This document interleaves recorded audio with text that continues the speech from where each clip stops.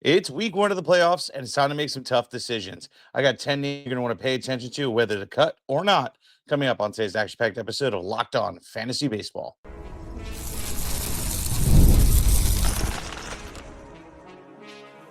You are Locked On Fantasy Baseball, your daily fantasy baseball podcast. Part of the Locked On Podcast Network, your team every day. Hello, fantasy baseball fanatics, and welcome to the Locked On Fantasy Baseball podcast, brought to you by Locked On Podcast Network, your team every day. As always, we are your number one source for fantasy baseball knowledge, and thank you for making us your first listen each and every day. I'm your host, Matthew Wane. If you're watching on YouTube, make sure to hit that bell below to subscribe to the channel and give you a notification every time we drop a new episode.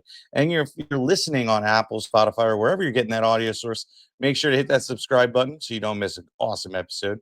2, you want to leave us a 5-star rating. And then lastly, leave us a review.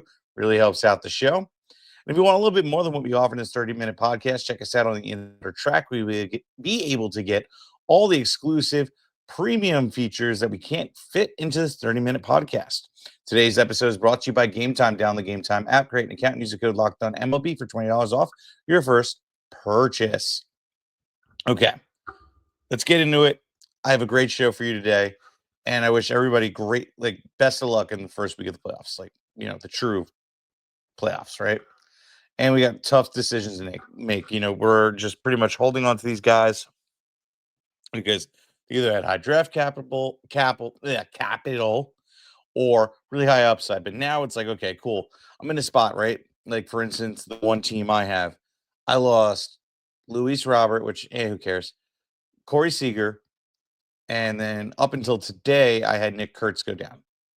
Okay, time to make some tough cuts. If I got one of these guys on my team and I need to add bats and my arms are pretty strong and I don't want to drop them, these are the names I'm focusing on to whether I'm cutting them or not. And the decisions and the inner turmoil that we're going to have to go in through. And we're going to break it down and kind of back it up by stats and kind of see what can we do to just make that decision right. And first guy we're going to go with is O'Neill Cruz of the Pittsburgh Pirates playing outfield. Now, O'Neill Cruz has been just, I would personally say, like, a headache and a half for me. So Cruz on the year isn't really performing clearly.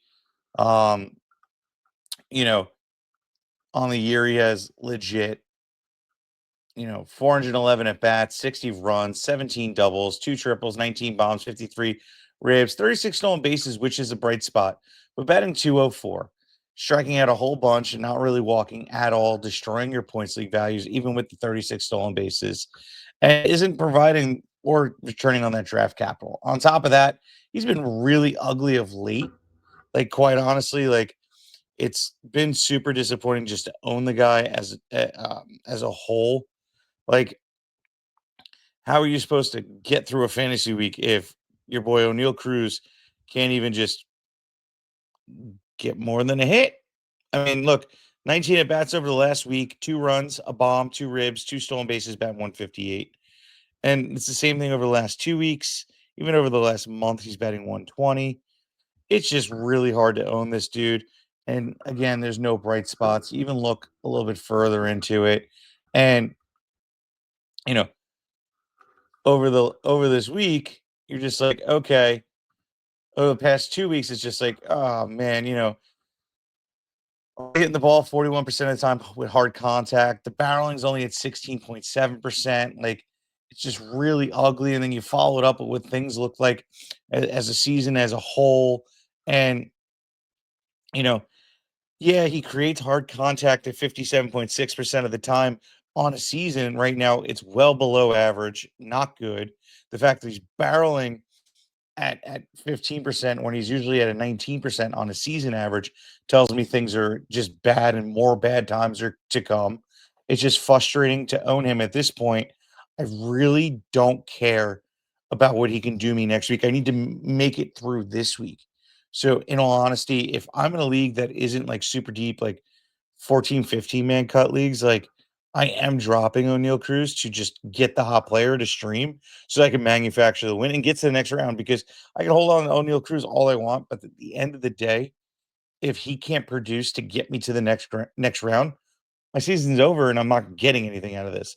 So he is a guy I definitely do want to. I want to, essentially drop if I have to, because you know what? I'm not getting anything out of it. But let's move on. Let's talk about Teoscar Hernandez, another guy that honestly has been quite disappointing as a whole, right? Like we all expected him to, follow up his awesome campaign he had last year with the Dodgers, and just keep it going. But unfortunately, no, we have not seen that. On the season, 425 at bats, 53 runs, 25 doubles. No triples, 21 bombs, 77 ribs, 5 stolen bases, batting an ugly 245. Well below the pace he had last year. It's just really ugly. Even over the last 2 weeks, 5 runs, a bomb, 3 ribs, batting 167. Over the last week, batting 154. The month, not as bad, but still the batting average is in the toilet. 9 runs, 5 bombs, 13 ribs, batting 220. And then you go to just, okay, what does the last 2 weeks looked for him as, a little bit underlined. Let's look at his hard, at his hard contact and how often he's barreling. He's barreling 7.7% of the time. Okay.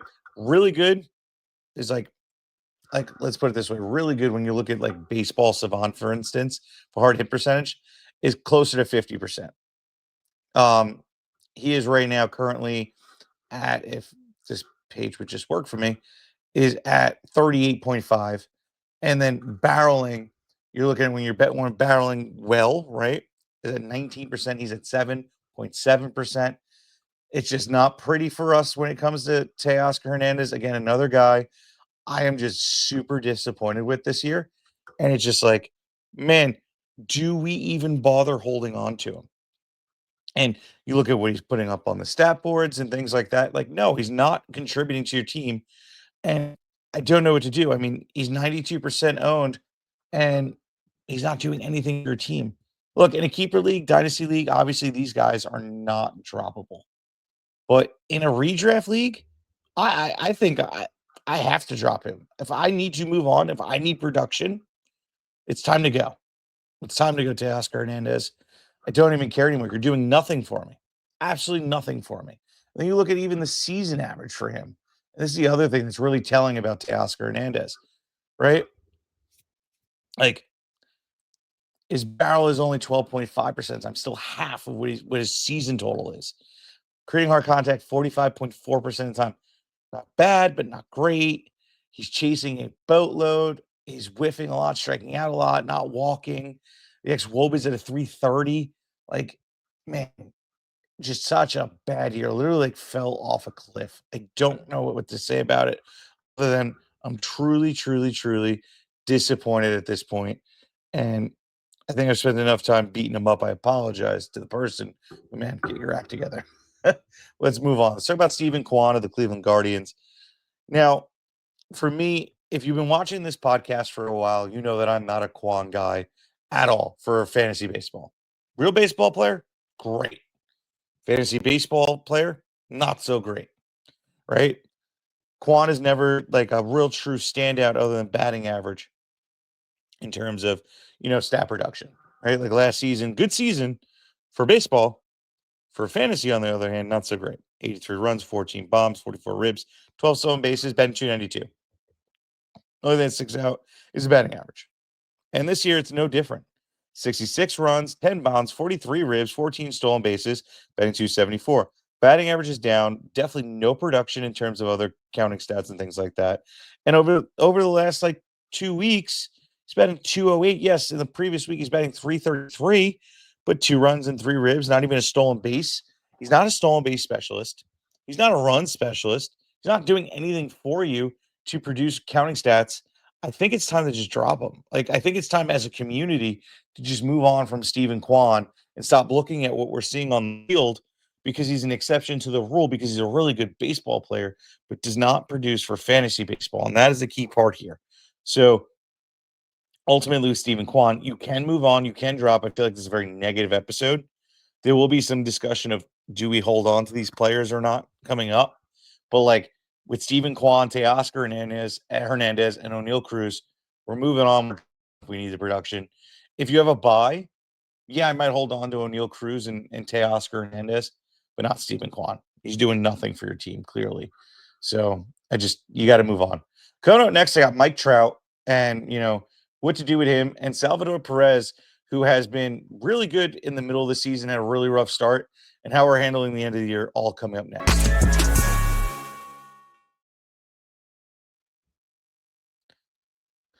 Hey, Locked On Fantasy Baseball fans. Are you still paying full price for your gas? Stop leaving money behind.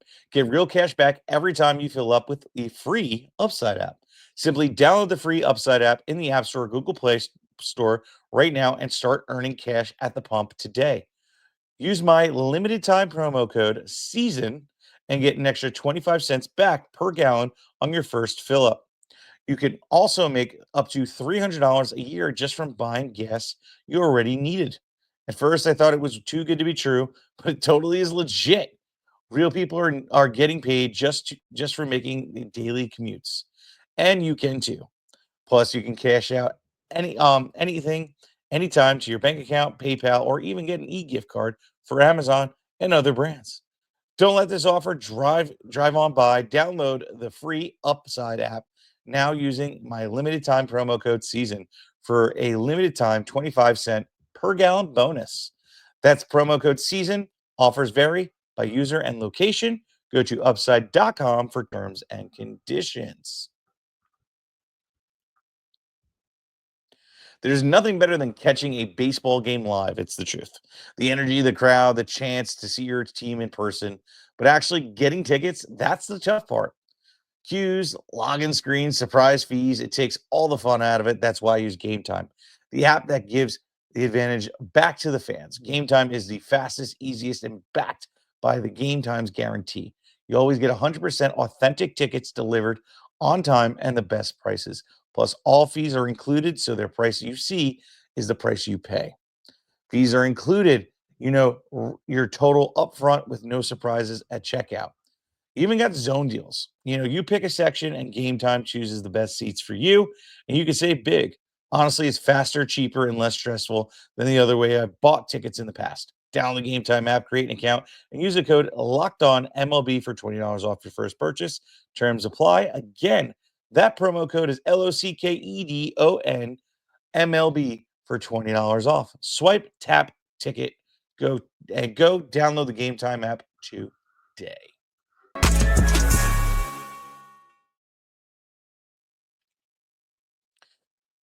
We have an important request. Locked On wants to hear from you. We put together a survey to learn about our listeners and make your favorite podcast even better.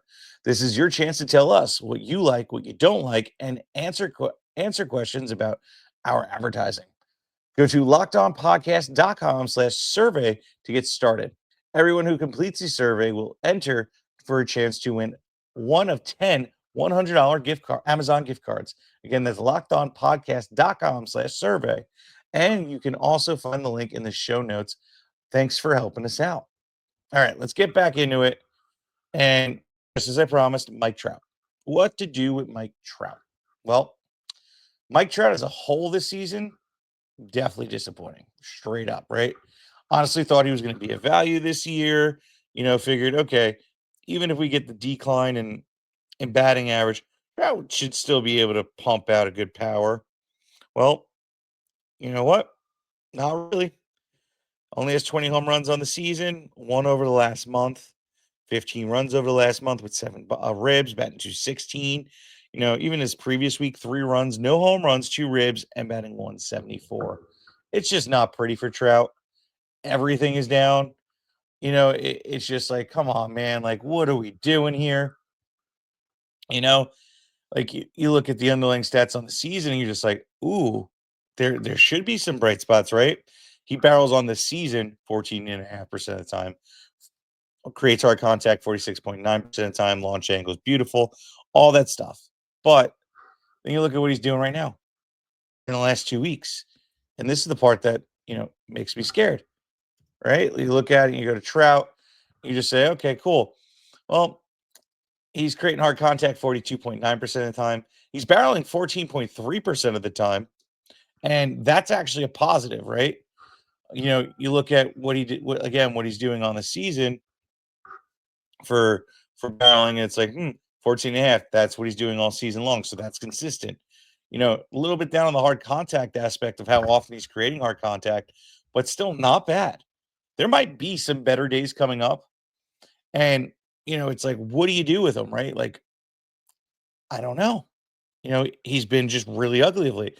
Is there better days to come? Can we see a power surge? Don't know. Now, here's the deal. If I need to move on, I need production today, and I can't bank on what I could possibly see coming up in the future. Feel free to drop him. Look, he's being dropped. He's already down 10% over the last month at an 89% owned. If you have to drop, I don't feel bad about it. But if you're on a buy, I'm doing the exact opposite. I'm actually adding Trout. I want to see if he can start getting hot. I want to see if he could start doing things and move in a direction where there should be more power surge. Sometimes players just get unlucky and the whole season is just bad and it's just kind of a wash. But when we're seeing like numbers where you're like, this is enticing. This should spell for better production. Then yeah, I want to get a hold of Mike Trout at this point. So again, bye weeks, I'm adding them. Not bye weeks, and I need the production today. I'm moving on from Mike Trout. It is what it is. Let's move on. Let's talk about Salvador Perez of the Kansas City Royals. Now, Perez, honestly, look, he was a pickup. He was a trade for. He was in everything for me this season. He was a guy that really drove you home in the middle of the season. And as of late, not so hot. It's back to like what he was doing in the beginning of the season. Over the last month, 11 bombs, 11. I wish 11 bombs, 11 runs, 3 bombs, 11 ribs, batting 172 on the season, 23 home runs, which isn't bad, but batting 241. Perez is a good player. He's a good catcher. Obviously, he doesn't cost you much if you were to drop him, but I just can't bring myself to do it. In all honesty, I look at just his profile and things, and I'm just like, man, at any given time, Salvador Perez can crank one out. Look, he is creating hard contact 38.9% of the time right now, which is definitely lower and explaining the poor performance out there. He's only barreling about 11.1% of the time, which isn't great. I will be honest, it's not, what you want to see from Salvador. In all honesty, it's like, you could totally do better, my friend. But I'm not moving on. In all honesty, I'm going to hold. I think that a guy that's been crushing the ball all season long, the guy that normally barrels 15% of the time, creates hard contact 46.6% of the time, can bounce back. And plus, at this point, what? You're going to go pick up a catcher for a few days and then lose the upside of Salvador Perez that could possibly win you a weekend. He's one I'm willing to be patient because it's at a onesie position. If you're in a 2-catcher league, you might want to start looking at different options. Maybe not drop him because you're not going to be able to pick up a guy that has such high upside at the position. But you might want to consider picking up somebody else to play in his stead. Whereas in like the single catcher leagues, I'm hanging out there. Like it is what it is. That one catcher position, it is. I treat it like, okay, cool. I try to get the highest upside player in that position, and then I don't care. And I pretty much just start him every day. It is what it is. There's not many catchers out there that are going to truly produce day in and day out. The Cal Rileys, rarities. The Rutschmans were supposed to be that. Will Smith, not so much this year, I guess. But in the past, he has been elite. Other catchers that should be doing it day in and day out just haven't been living up to the hype. So again, who cares? I'm just going to pretty much, if I don't have Cal Riley, I'll stick with Salvador Perez. Let's move on. Actually, before I move on, I'm going to get to the pitching half of this, where things get fun and interesting and what we should do, things like that, how to manufacture that win over the next week. That's all coming up next, right after this.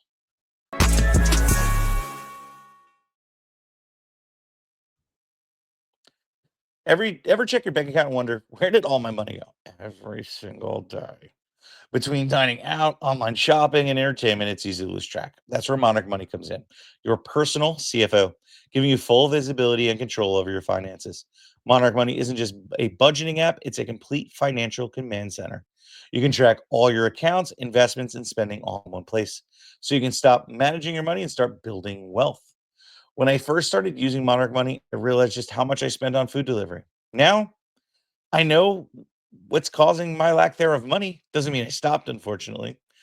What I do like though, my favorite feature, other than this app making me feel really bad for, ordering Chick-fil-A 3 times this week, is managing it with my wife, right? My partner. It's smoother than ever, and it's easier to keep track. So you get all your personal set goals and stay on the same page without the stress, which is honestly the best part. Babe, can I order this thing off Amazon? Babe, go look at Monarch Money. You ordered about 15 packages this month. I don't think 16 is going to cut it for us. So let's not.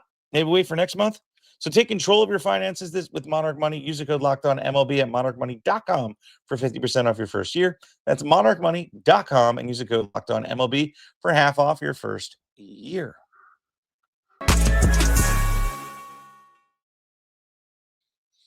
All right, let's get in this latter half of the show. I'm going to try and move a little bit faster. So we got some tough decisions. Yuri Perez of the Miami Marlins. Here's the thing. Yuri has been actually pretty good as of late. This last start obviously was kind of more on the uglier side. I'm actually really disappointed. But hey, pitchers get blown up. Nobody's perfect, and it was the Mets of all teams. But I mean, the 67.5 ERA, that's something you want to see. But I mean, other than a couple starts here and there, he's been good. Like he got lit up against Cleveland, Atlanta back-to-back games, but before that, it was really good stretch of games. And now here we are again. 2 really good games, 1 bad game. Next matchup is coming up against Washington.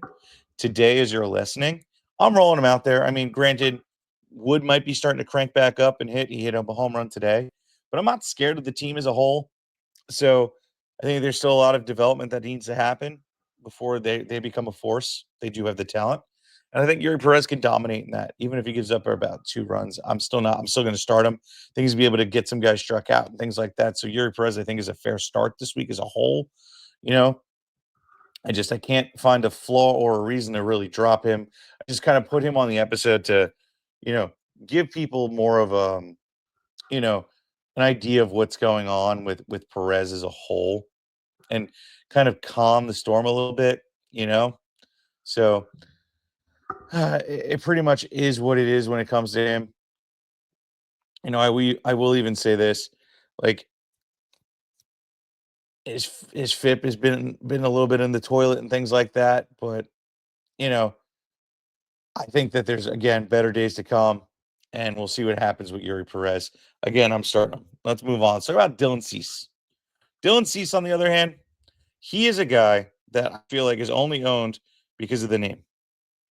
Cease is somebody that has been, honestly, this year, absolutely positively disappointing as hell.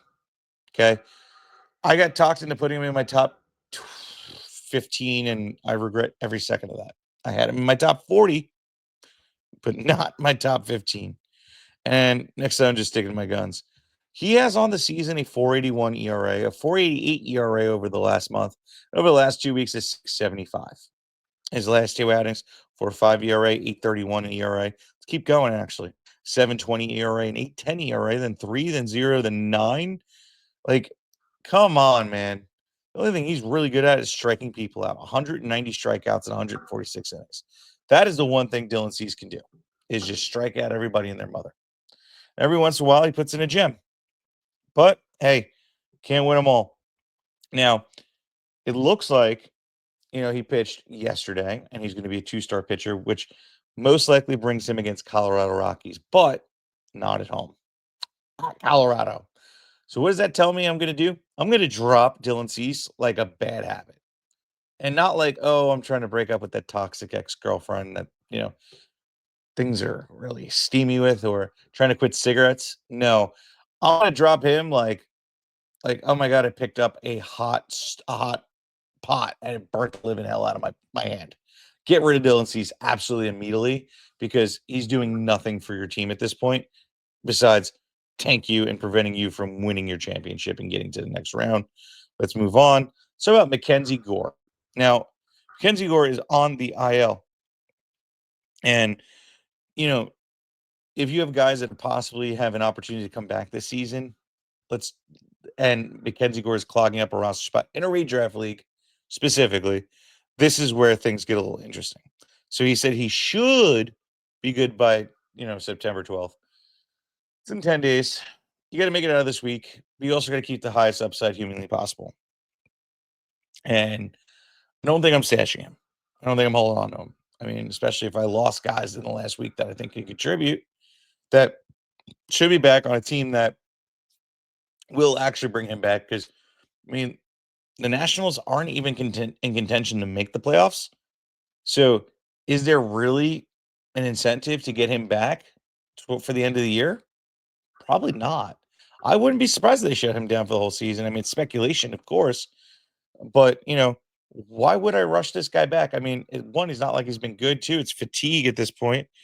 And three, it's just like, we're injured. Like, just leave it be. Just let him be.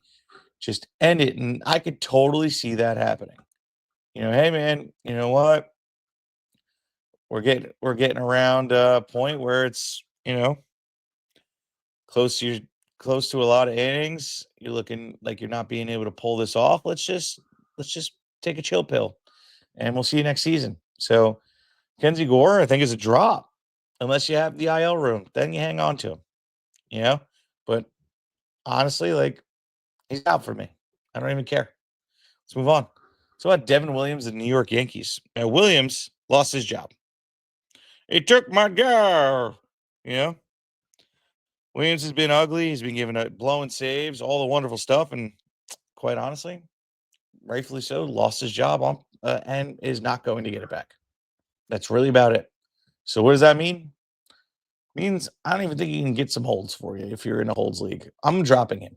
I think he's done. I think whatever's going on this season, no bueno. I don't think he's healthy. I don't think he's going to be able to do anything about it. I apologize. I think that straight up, just move on. Drop him like he's hot too, because he's just clogging up a roster spot. So see you later. Let's move on.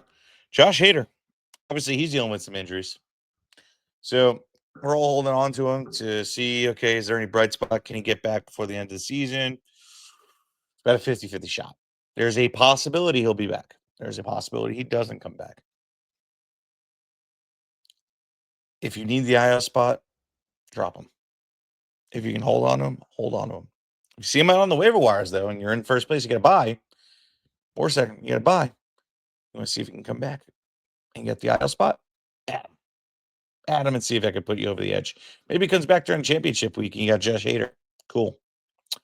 But in other leagues, if you got to make the moves and you have a guy that definitely will be more of an impactful player that you need to put on the IL, then feel free to drop Josh Hader because he might not be coming back this season. That's the risk of picking him up. But it's also, risk of just hanging on to him. So Josh Hader for me is a drop if need be. Guys, please like, subscribe, comment, rate, review, do everything you can to share this show because we truly love bringing it to you each and every week. Don will be back with us tomorrow, and I'm super excited to have him back. So thank you for making Locked On Fantasy Baseball your first listen each and every day. For your second listen, check out the all-new Locked On MLB Game Night. Every game, every night, all season long. Get your local analysis on a national scale. Find MLB Game Night on Locked On MLB on YouTube or wherever you may listen to your podcast. Peace out, guys.